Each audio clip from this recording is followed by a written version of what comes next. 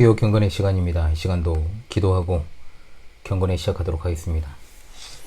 이 시간도 성삼일체 하나님께만 영광과 존귀와 감사와 찬송을 올려드립니다.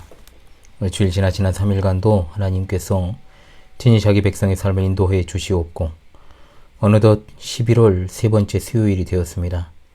변함없이 우리를 불러주시고 또한 경건의 시간을 가질 수 있도록 인도하신 하나님의 은혜를 감사합니다.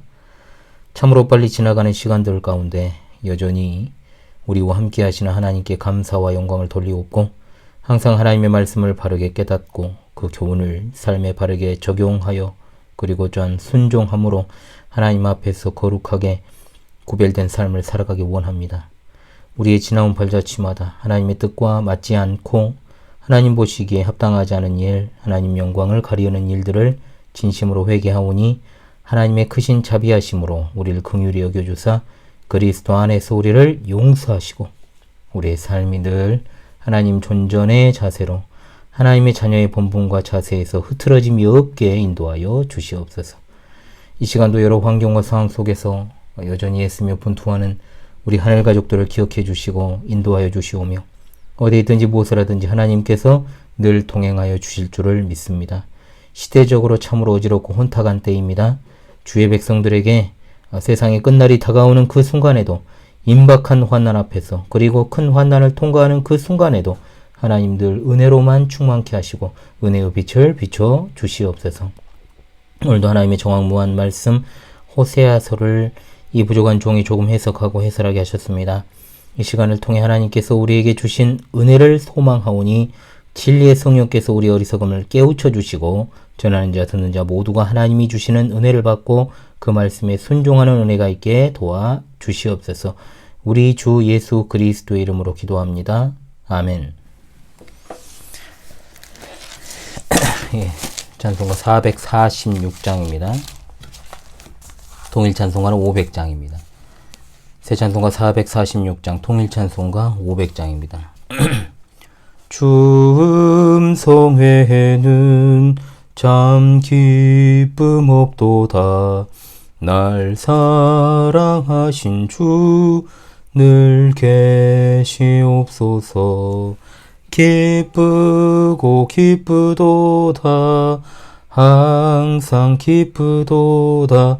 나 주께 왔사오니 복 주옵소서.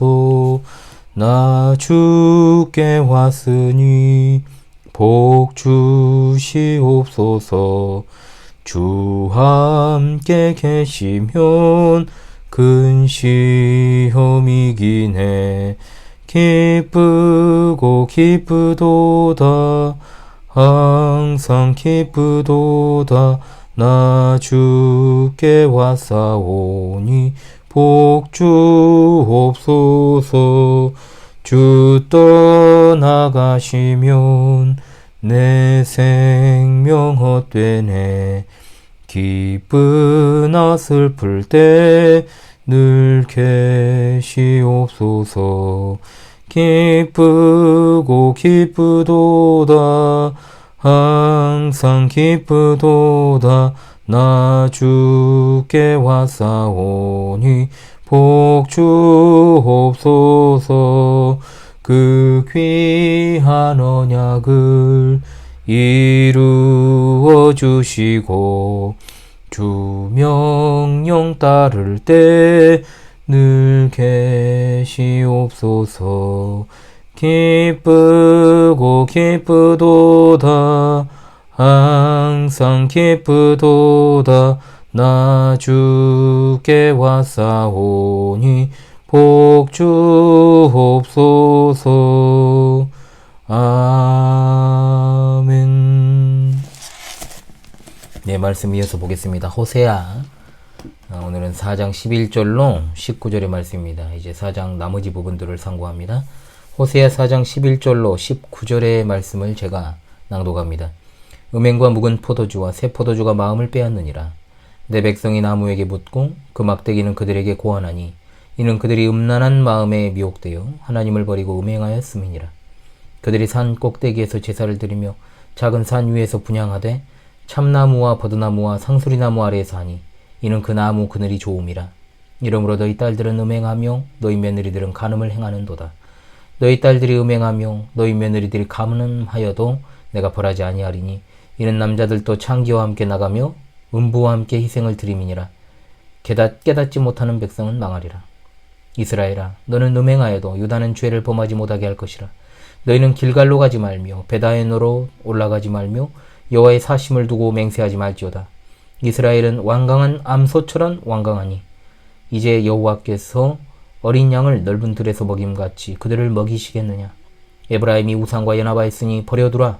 그들이 마시기를 다 하고는 이어서 음행하였으며 그들은 부끄러운 일을 좋아하느니라. 바람이 그 날개로 그를 쌌나니 그들이 그 재물로 말미암아 부끄러운 일을 당하리라. 아멘. 예, 참 더러운 내용이죠. 그들의 음란한 예배를 책망하시는 내용입니다. 오늘은 호세아 4장 두 번째 시간입니다. 내 백성이 지식이 없으므로 망하는도다 라는 말씀을 중심으로 해서 지난주에 이어서 호세아 4장의 남은 부분을 상고하도록 하겠습니다. 오늘 읽은 본문도 두 단락으로 이루어져 있습니다. 11절로 14절의 말씀은 지난 4절로 10절의 말씀, 제사장들에 대한 고발에 이어 이스라엘 백성들의 음란한 제사 의식들을 책망하는 내용입니다.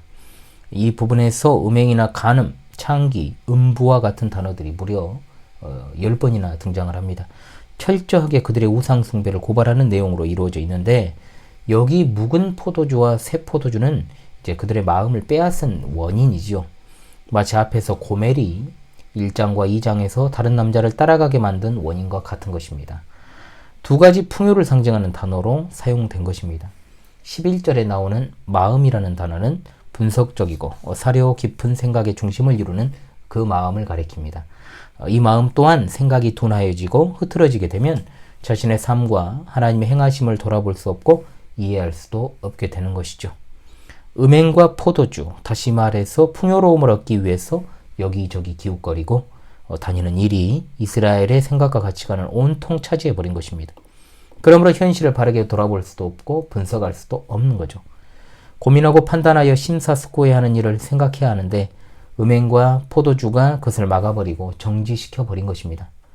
우리도 세상의 풍요에 취하게 되면 소위 멍청이가 될 수밖에 없는 거죠. 살아있지만 영적으로는 죽은 자같이 되어버리는 것입니다. 영적으로 죽었다는 말은 하나님께 대하여 살아있지 않은 것이기 때문에 실상은 산송장, 좀비와도 같은 존재라고 말할 수 있는 거죠. 구체적으로 여기서 음행이 의미하는 것은 무엇일까요? 12절에 나옵니다. 내 백성이 나무에게 묻고 그 막대기는 그들에게 고하나니 이는 그들이 음란한 마음에 미혹되어 하나님을 버리고 음행하였음이니라. 아멘. 나무에게 묻는다라고 하는 것은 실제로 고대로부터 나무를 숭배하는 사람들이 아주 많았고 또한 우리나라도 그렇습니다. 제가 크리스마스의 미혹에 대해서 설명을 할 때도 이 나무, 이교 어떤 제사 의식이 나무를 중심으로 이루어졌다라고 하는 거, 노엘의 의미를 이야기하면서도 그 이야기를 했었습니다. 구체적으로는 아마도 가나안의 여신이었던 아세라를 상징하는 목상과 같은 것으로 추정됩니다. 동서고금을 막론하고 종교적 상징 또는 어떤 기둥을 세워놓고 그것을 향해 일정한 의식을 행하며 절하고 신의 뜻을 묻는 경우가 엄청나게 많았고 지금도 그렇죠. 이스라엘이 들어간 가나안 땅도 예외는 아니었습니다. 눈에 보이지 않으신 여호와 하나님을 섬기는 이스라엘의 눈에 그들의 종교적 행위는 매력적으로 비춰졌을 것입니다.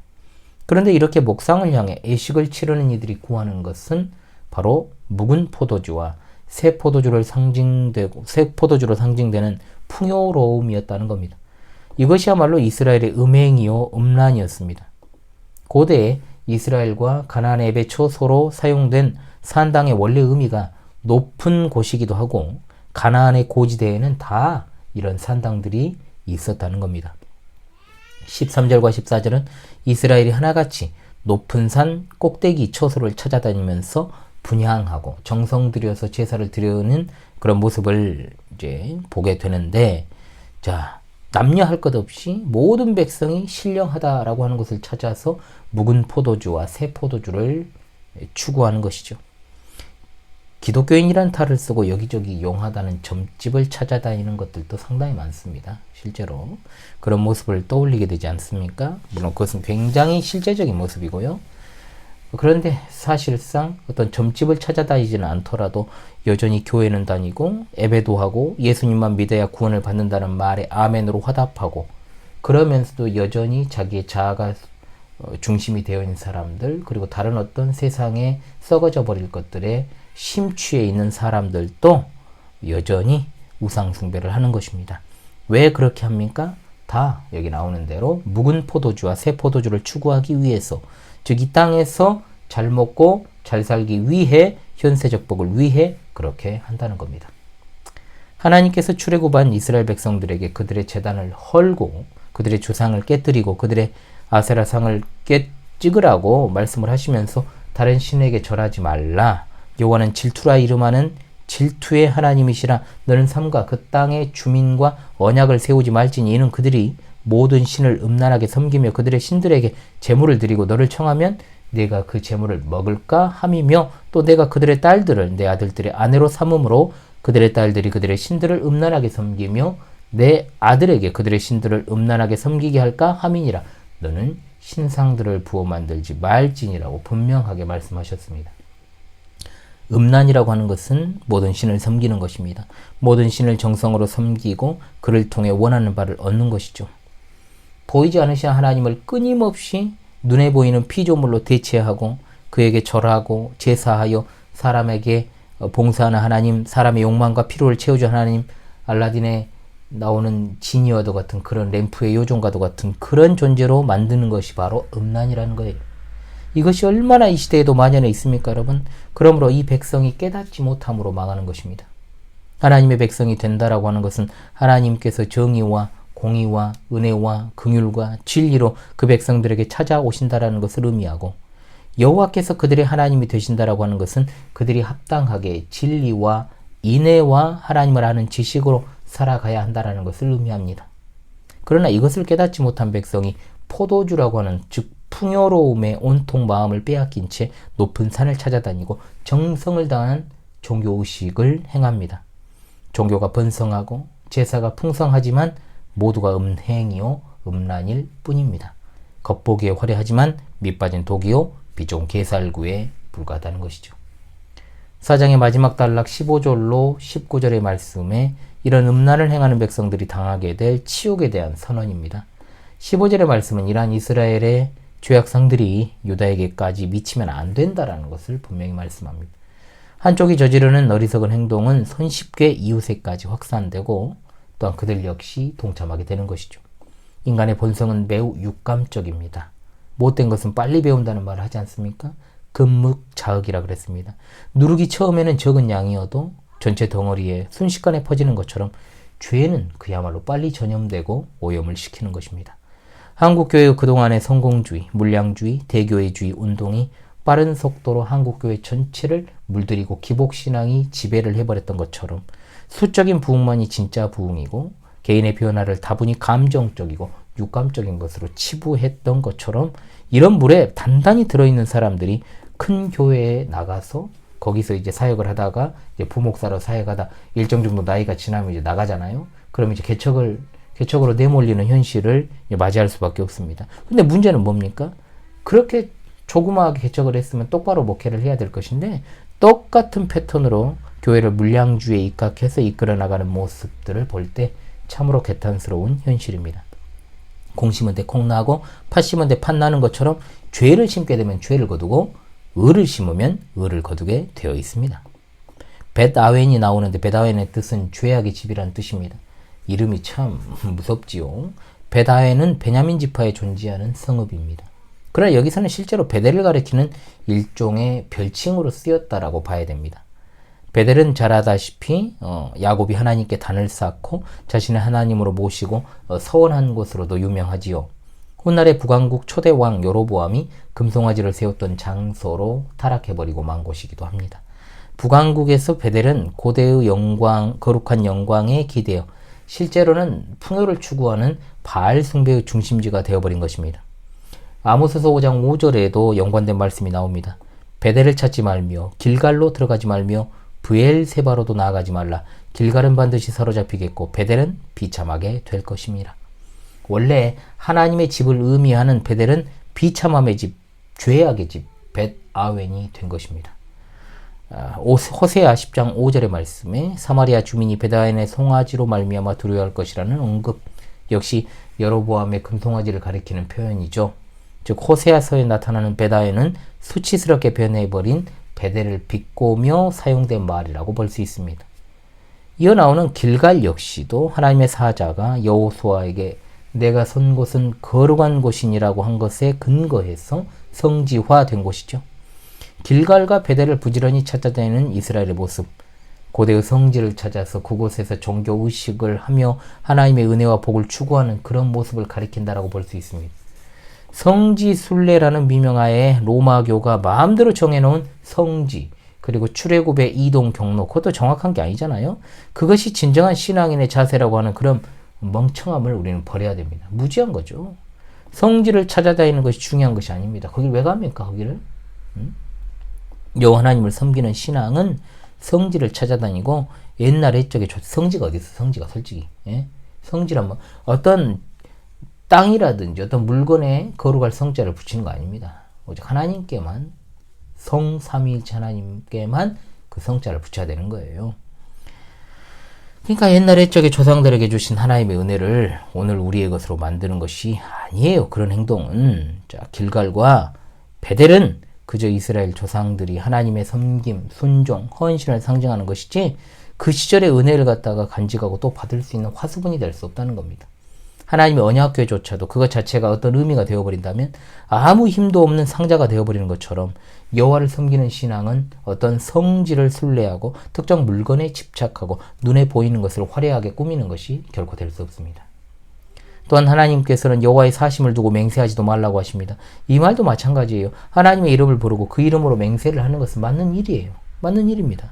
그러나 문제는 그들의 입술의 말이 아닙니다. 그들의 마음과 그들의 마음을 반영하는 행실이죠. 하나님께 대한 신앙은 입술의 고백이나 분향이나 제사나 성지 순례로 드러나는 것이 아니고 진리와 인애와 정의로 대표되는 그들의 삶을 통해 드러나게 되는 겁니다. 하나님을 알지 못한 채 고집부리는 이스라엘과 연관해서 16절에 완강한 염소, 어린 양을 대조해서 사용을 합니다.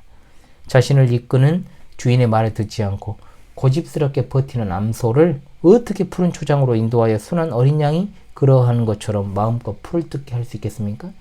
하나님의 백성이 되고 하나님을 안다는 것은 푸른 초장의 어린 양과 같은 것이지만 힘이 있고 완강해진 암소와 같이 자란 이스라엘은 고집부리며 지가 원하는 곳으로 가버립니다. 그러나 그 결과는 말도 못하는 우상에게 끌려다니는 삶을 살아갈 뿐입니다. 하나님께서는 그들을 내버려 두라 선언하십니다. 18절은 고집부리면서 우상과 연합하는 이스라엘을 술을 마신 후에 계속해서 음행하고 수치스러운 삶을 사랑하는 이들로 표현합니다.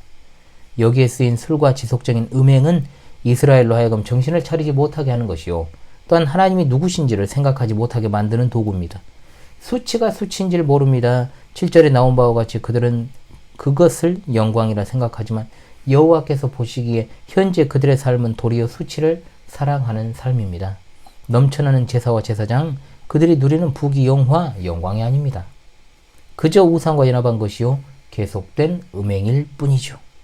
19절에서 보는 것처럼 그들의 허무한 삶을 이제 마침표 찍게 됩니다. 바람이 그 날개로 그를 쌌나니 라는 것은 한순간에 모든 것이 사라져버린 것을 비유합니다. 그토록 많은 제사를 드렸어도 이제 그들은 그 제사로 인해 수치를 당합니다. 그 많은 제사가 쓸모가 없고 그들이 드렸던 그 제사가 바로 도리어 그들을 멸망으로 이끌었음을 발견하게 될 것입니다. 제의가 약화되어 망하는 것이 아니라 넘쳐나는 제의가 망하게 했습니다. 제사장 수가 늘어나고 성지 순례와 제의는 풍성하지만 도리어 우상과 연합하는 음행을 지속할 뿐이라는 것, 결국 시편 1편 4절의 말씀과도 같이 바람에 나는 겨와 같은 겁니다. 주께 사랑하신 우리 파수꾼된 성도들이시오. 그러므로 우리는 경건함과 근신함과 거룩함이 있어야 됩니다. 구원은 경건의 회복입니다. 하나님께 대한 지식의 회복입니다. 거룩의 회복입니다. 모든 것에 또한 회복이라는 것을 여러분 잊지 마십시오. 근신 잘해야죠, 우리가. 둘째로, 하나님의 옛 백성 이스라엘이 우상 숭배에 빠짐으로 수치를 당한 것을 잊지 마십시오. 눈에 보이는 예배가 형식으로 전락할 때 우리도 똑같이 그런 우상 숭배적 태도로 하나님을 섬길 수 있다는 것을 잊지 마시고요. 늘 아무것도 섞이지 않은 전심으로 하나님께 예배하고 삶으로 영광을 돌리는 성별된 하나님 백성들이 다 되시기를 주의 이름으로 간절히 소망합니다. 아멘. 예, 찬송가 430장, 통일 찬송가 456장입니다. 430장, 통일 찬송가 456장입니다. 주와 같이 길 가는 것 즐거운 일 아닌가.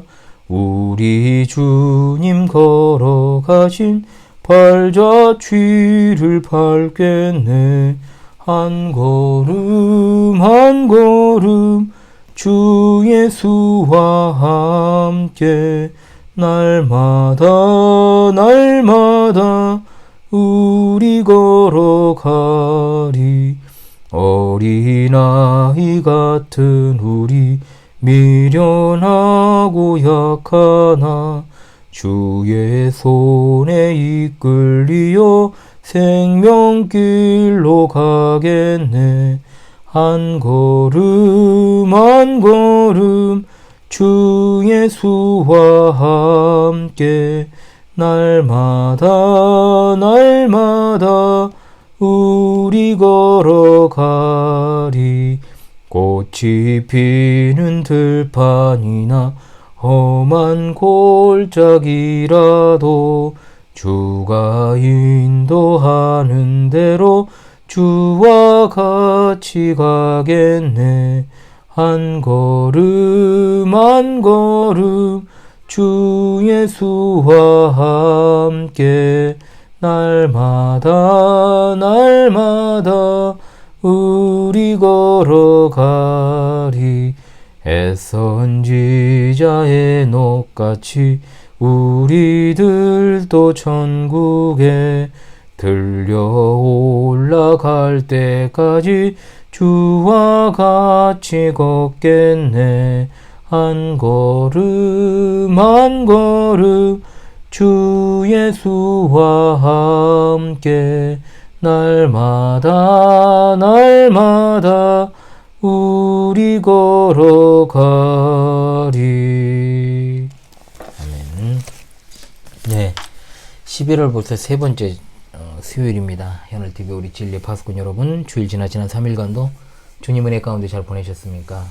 이래저래 참 쉽지 않은 때를 우리가 살아가고 있습니다. 모두 다 힘내시고 특별히 건강에 유의하시기 바랍니다. 저희 집 이사가 이제 코앞으로 다가왔습니다. 다음 주 화요일이면 이제 제가 정확하게 31년 만에 이 동네를 떠납니다. 그러니까 정확하게 이 동네에서만 계속 산 건 아니지만 이 남구 지역 거의 반경 이제 1km 이내에서 살았어요, 제가. 그래서 정말 31년 만에 떠나는데 그럼 정도 들었는데 뭐 좀 미련이 남지 않느냐? 전혀 미련이 없습니다. 어떻게 이럴 수가 있는지 몰라요. 미련도 전혀 없고요.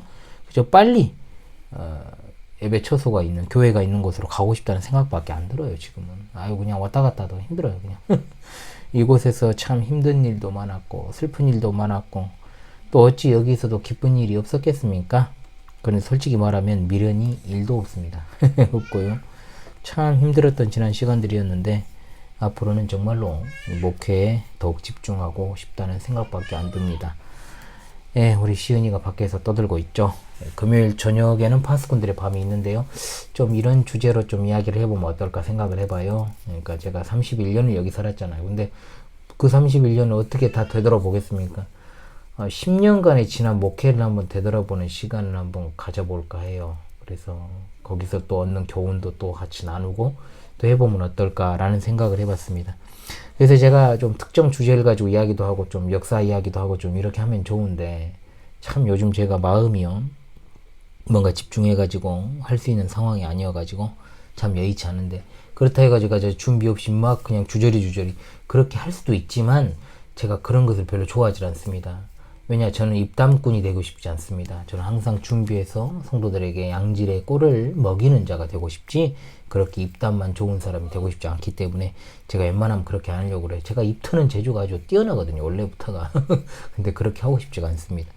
그래도 소통하는 시간이잖아요. 그럼 소통될 수 있는 주제를 가지고 이야기를 하고, 제가 앞으로는 역사 강의도 좀 한 번씩 하면서 또 우리의 현실도 또 들어보고 또 그렇게 하는 시간들을 좀 많이 가질까 해요. 그러기 위해서는 조금 이제 올해까지는 좀 정비가 좀 필요할 것 같습니다. 여러 가지로 좀 환경적으로 그렇지 않습니까? 예, 그래서 내년 탁상 달력과 벽걸이용 달력을 이제 수요일 기준이잖아요. 오늘이 수요일인 어제 보냈습니다. 아마 도착을 했거나 또 내일까지 저택이 다 완료가 될 것 같은데요. 그래가지고 제가 요람 한 권씩 넣었고요. 또 이제 필요에 따라서 이제 뭐 좀 복음전도 책자의 말씀을 안 하신 것 같아가지고 이번에는 그냥 요람과 탁상용 달력과 그리고 벽걸이용 달력 하나씩을 이렇게 보내드렸습니다. 예, 그래서 제가 이제 막 거기다가 그냥 보내기 뭐하니까 이제 쪽지 하나씩 남겨놓는데, 편지라고 하기도 뭐한 쪽지입니다. 제가 항상 메모지로 쓰는데 그냥 뜯어가지고 보내기 전에 이렇게 몇 글자 적어가지고 보내는데요. 어떻게 거기다가 마음을 다 담겠습니까? 제가 진짜로 성심성의껏 손편지를 제대로 써가지고 한번 우리 성도들에게 또 보내는 그런 기회도 갖고 싶습니다. 예, 그런 때가 또 오겠죠. 예. 그래서 아마 오늘 갔거나 내일 중에 다 도착을 할 것으로 생각이 됩니다. 예, 2024년 달력이에요, 벌써. 변함없이 현월TV와 함께 해주시기를 당부를 드리겠습니다. 험악한 시대 신실한 믿음을 지키시고요. 남은 한 주간도 늘 평안하시기를 간절히 바랍니다.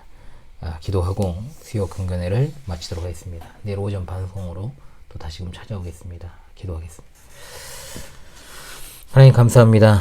풍요로움에 취해서 하나님을 아는 것을 잊어버린 이스라엘 백성들의 그 무지함을 우리가 답습하지 않도록 늘 깨어 근신하게 하시고, 물신주의가 판을 치고 세속주의가 판을 치며 사탄적인 우상 숭배적 타락한 예배가 판을 치는 이 시대상 속에서 성별된 하나님의 백성들로 끝까지 바른 신앙관을 가지고 바르게 예배하게 하시며 아무것도 섞이지 않은 전심으로 하나님께 영광을 돌리는 우리 모두가 되게 하여 주시옵소서. 이 밤에도 평안한 쉼을 주시고 밝은 새 아침을 허락하시며 남은 한 주간의 삶 가운데서도 늘 함께하여 주시기를 원합니다. 어려운 삶과 환경과 병상에서 치료 회복 가운데 있는 성도들을 특별히 하나님 어루만져 주시옵고, 이 삶의 애환과 고통을 살펴주사 위로하시고 회복시켜 주옵시고 늘 평안하게 하시옵소서. 이 시대 잃어버린 양들 여러 이유로 목사 없이, 정말 목자 없이 방황하는 양들이 주님의 품 안에서 위로와 평안을 누리게 하시고 저 천국에 대한 소망을 가지고 살아가게 하여 주시옵소서. 특별히 다음 세대에 우리 어린 자녀들을 이 험악한 시대에 그 마음을 지키시고 그 삶을 인도하여 주실 줄로 믿사옵고, 여전히 마음이 온전하게 돌아오지 않은 이들이 있다면 속히 정신을 차리고 회개하고 돌아와 주님의 은혜로 회복될 수 있게 인도하여 주시옵소서. 속히 오실 우리 주 예수 그리스도 이름 받들어 간절히 기도합니다. 아멘.